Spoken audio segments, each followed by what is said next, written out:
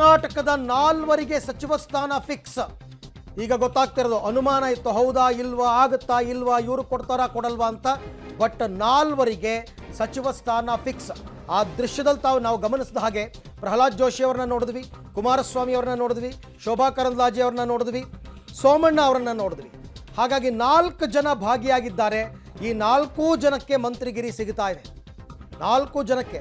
ಸೋಮಣ್ಣನವರು ಕಳೆದ ವಿಧಾನಸಭಾ ಚುನಾವಣೆಯಲ್ಲಿ ಮಾಡಿದ ತ್ಯಾಗ, ತಮ್ಮ ಕ್ಷೇತ್ರವನ್ನು ಬಿಟ್ಟು ಬೇರೆ 2 ಕ್ಷೇತ್ರಕ್ಕೆ ಹೋಗಿ 2ರಲ್ಲೂ ಸೋತು ಮತ್ತೆ ವಾಪಸ್ ತುಮಕೂರಿಗೆ ಬಂದು ಗೆದ್ದಿದ್ದಾರೆ.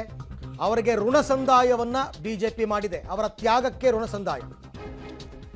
ಆದರೆ ಬಸವರಾಜ ಬೊಮ್ಮಾಯಿ ಅವರ ಹೆಸರು ಕೇಳಿ ಬರ್ತಾ ಇತ್ತು ಲಿಂಗಾಯತ ಕೋಟಾದಲ್ಲಿ, ಅವರಿಗೆ ನಿರಾಸೆಯಾಗಿದೆ. ಮಾಜಿ ಮುಖ್ಯಮಂತ್ರಿ ಬಸವರಾಜ ಬೊಮ್ಮಾಯಿ ಇವತ್ತು ಬೆಳಗ್ಗಿನ ತನಕ ಅವ್ರ ಹೆಸರೇ ಓಡಾಡ್ತಾ ಇತ್ತು. ಆದರೆ ಲಿಂಗಾಯತ ಕೋಟಾದಲ್ಲಿ ಈಗ ಸೋಮಣ್ಣ ಅವರು ಸಚಿವ ಸ್ಥಾನವನ್ನು ಗಿಟ್ಟಿಸ್ಕೊಳ್ತಾ ಇದ್ದಾರೆ, ಸೋಮಣ್ಣ ಅವರು.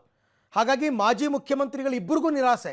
ಒಂದು ಜಗದೀಶ್ ಶೆಟ್ಟರ್, ಮತ್ತೊಂದು ಬಸವರಾಜ ಬೊಮ್ಮಾಯಿ ಮಾಜಿ ಮುಖ್ಯಮಂತ್ರಿಗಳು. ಮತ್ತೊಬ್ಬ ಮುಖ್ಯಮಂತ್ರಿ ಮಂತ್ರಿ ಆಗ್ತಿರೋದು ಕುಮಾರಸ್ವಾಮಿ ಅವರು.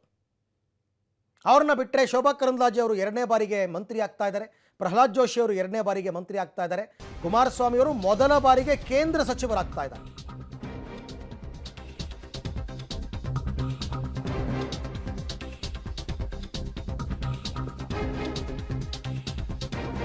ಇನ್ನು ಮೋದಿ ಪ್ರಮಾಣ ವಚನಕ್ಕೆ ರಾಷ್ಟ್ರಪತಿ ಭವನ ಸಿಂಗಾರಗೊಳ್ತಾ ಇದೆ.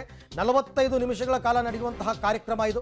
ದೆಹಲಿಯ ಕರ್ತವ್ಯ ಪಥದಲ್ಲಿ ರಾರಾಜಿಸ್ತಾ ಇದೆ ಮೋದಿ ಬ್ಯಾನರ್ಗಳು. ಎಲ್ಲಿ ನೋಡಿದ್ರೂ ಕೂಡ ಮೋದಿಯವರ ಫೋಟೋ. ಪ್ರಮುಖ ರಸ್ತೆಗಳಲ್ಲಿ ಹಾರಾಡ್ತಾ ಇದೆ ಬಿಜೆಪಿಯ ಬಾವುಟ. ಈ ಬಾರಿಯ ಲೋಕಸಭಾ ಚುನಾವಣೆಯಲ್ಲಿ ಸಿಂಗಲ್ ಲಾರ್ಜೆಸ್ಟ್ ಪಾರ್ಟಿಯಾಗಿ ಹೊರಹೊಮ್ಮಿರತಕ್ಕಂಥದ್ದು ಬಿಜೆಪಿ. ಬಹುಮತ ಬರೆದಿದ್ರೂ ಕೂಡ 242 ಕ್ಷೇತ್ರದಲ್ಲಿ ಬಿಜೆಪಿ ಗೆದ್ದಿದೆ. ಅದರ ಜೊತೆಗೆ NDA ಮೈತ್ರಿ ಪಕ್ಷಗಳು ಕೂಡ ಸಾಥನ್ನು ನೀಡಿದ್ರಿಂದ ಬಿಜೆಪಿ ಸರ್ಕಾರ ರಚನೆಯನ್ನು ಮಾಡ್ತಾ ಇದೆ. ಪ್ರಧಾನಿ ಮೋದಿಯವರು ಈಗ 3ನೇ ಬಾರಿಗೆ ಪ್ರಧಾನಿಯಾಗಿ ಇವತ್ತು 7:15ಕ್ಕೆ ಮೊದಲಿಗೆ ಪ್ರಮಾಣ ವಚನ ಸ್ವೀಕಾರ ಮಾಡ್ತಾರೆ. ನನ್ನ ಪ್ರಕಾರ ಟಾಪ್ ಒಂದು 5-6 ಜನ ಮಂತ್ರಿಗಳು ಸಿಂಗಲ್ ಆಗಿ ಪ್ರಮಾಣ ವಚನ ಸ್ವೀಕಾರ ಮಾಡಬಹುದು.